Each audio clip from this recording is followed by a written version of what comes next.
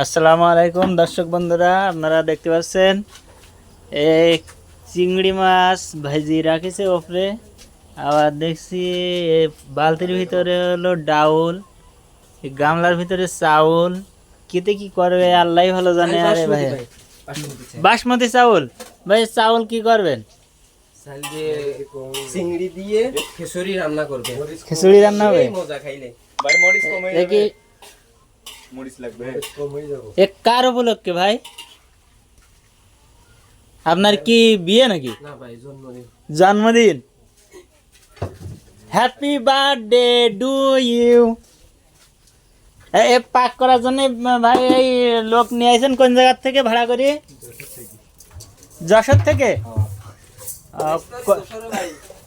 মিস্ত্রি যশোরে? কি কি মিস্ত্রি?